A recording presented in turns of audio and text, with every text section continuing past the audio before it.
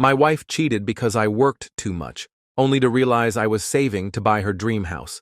Now she wants me back, but I've already moved on. Hello Reddit I plus here. You ever have one of those moments where life just punches you in the gut so hard, you actually stop and wonder if you're living in a bad movie? Because let me tell you, that's exactly what happened to me. My name's Jake, and for most of my adult life, I thought I had it all figured out. I married my high school sweetheart Linda. We had that picture-perfect kind of love people write cheesy romance novels about. Or at least, that's what I thought. For the past couple of years, I'd been working my ass off. Late nights, overtime, sometimes even weekends. Not because I loved my job that much, but because I had a plan. See, Linda always talked about her dream house. Someplace with a big backyard, a wraparound porch, a cozy reading nook with a window seat. She had it all mapped out in her head.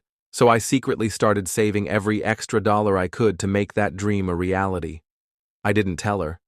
I wanted it to be a surprise, and it was. Just not in the way I intended. One night, I got home early. A rare occasion, I know. I thought maybe we could have dinner together, catch up, maybe even hint that something exciting was coming. But as soon as I stepped inside, something felt off. The lights were dimmed. There was music playing, and for a second, I thought maybe Linda had planned something romantic, until I heard voices.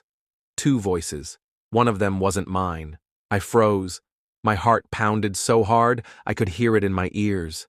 And then, like an idiot, I followed the voices upstairs. I don't know why.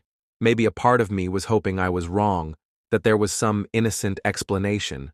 Spoiler alert, there wasn't. I stood in the doorway, watching, as my wife, my Linda, was tangled up with another man. It was like an out-of-body experience. She gasped when she saw me, scrambled for the sheets like covering herself would somehow make it better. The guy? He just stared, wide-eyed, like he was waiting for me to lunge at him, but I didn't. I couldn't. I just walked away. Linda came after me, crying, begging.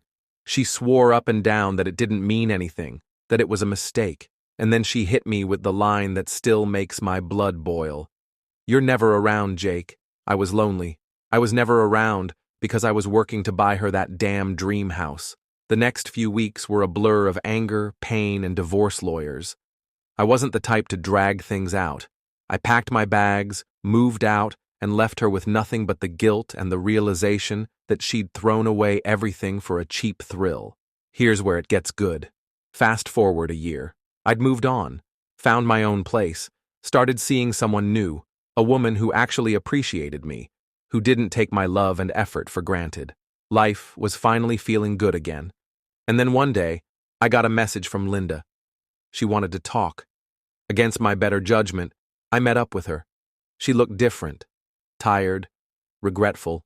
She poured her heart out, telling me how much she missed me, how she realized too late what she'd lost. And then she said it. I found out about the house, Jake. You were saving to buy it for me. I just nodded. I didn't say much, because really, what was there to say? She asked if we could try again, if we could fix things. I smiled at her, told her I hoped she found happiness someday. Then I walked away, leaving her there, alone. Because the thing is, I had found happiness. It just wasn't with her anymore.